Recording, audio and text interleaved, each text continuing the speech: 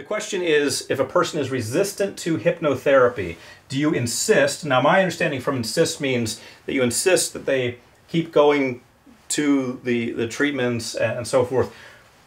Insist is a bit of a strong word. You can suggest, so I would say you never insist because you don't have the power to insist. You can't enforce, you're not going to be able to enforce that anyway.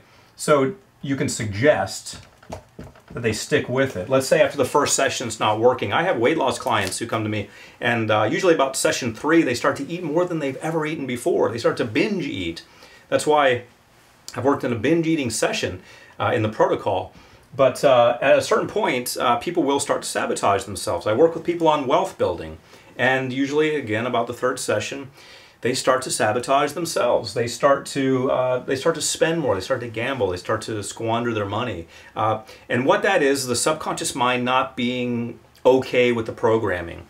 They have a payoff, as Dr. Phil would say. There's a payoff for them either being poor or being overweight. Maybe they get attention. Maybe something happened early on to them sexually where they don't want interaction from the opposite sex, so they put on this protective layer, as we say. They've gained these extra pounds so that they will purposely, subconsciously purposely, not be as attracted to the opposite sex, thereby not drawing attention to them, thereby not having the challenges, again, that they had in their childhood when things didn't go so well. So, and then financially, sometimes people sabotage because they don't feel they're worthy of it, because their parents always told them that rich people are bad or evil or what have you. So all sorts of things get in people's heads.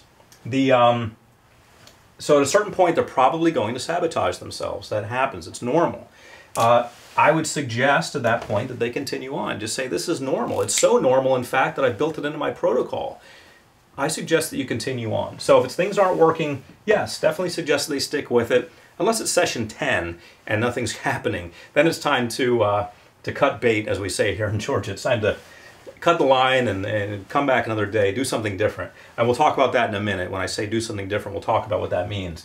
But definitely if it's early on, you're in the 2nd or 3rd session, things aren't going so well, just tell them that's the way it is. That's the way it goes. That's to be expected.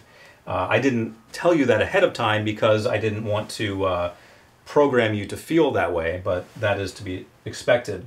The second thing that they said is, should you renounce?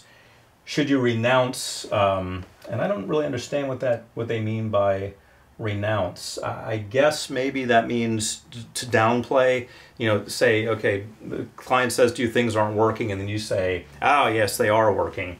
That sounds like a denial. So if that's what that means, then take that off the menu also. Don't do that.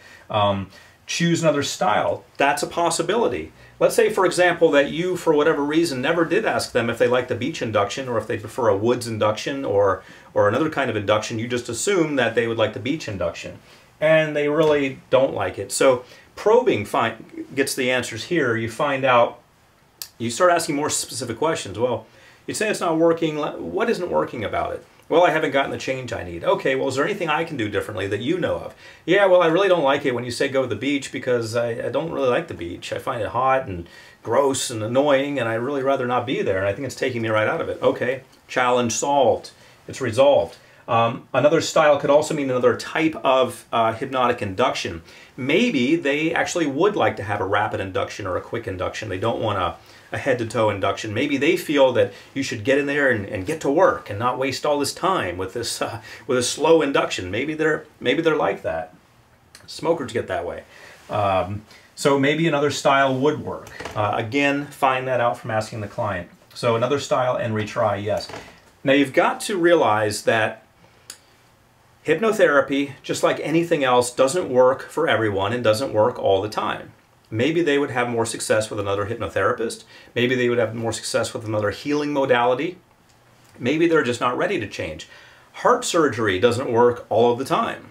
It doesn't always go the way they want it to go. And heart surgeons are very well trained. They've been through a lot of school, and you would think they know everything, and you know it doesn't always go the way they want it to go. So you need to realize that. You need to realize that nothing works every single time. When a client is not having results after a few sessions, when I say a few, 3 is fine. Once you get into 5 and 6, you should be seeing some results. At least they should be changing the way they're thinking. If you're still up against that brick wall and nothing's changing, you must refer them out. You've got to stop and refer them out. And the way you refer them out is you say, look, I apologize, this this isn't quite working out. Say it in your own polite way. I'm going to refer you to someone who I feel can help you. And then you refer them to someone else. You always give them somewhere to go. You never kick a client out onto the street, so to speak. You never say, well, it didn't work. Sorry, try something else, whatever else you want. I don't know what to tell you. You never do that. You have a list, we used to call it Rolodex, but now it's probably a list in your cell phone, of people you can refer them to. You have a PhD licensed psychologist you can refer them to. You have an MD psychiatrist you can refer them to, who you've made contact with in your local community.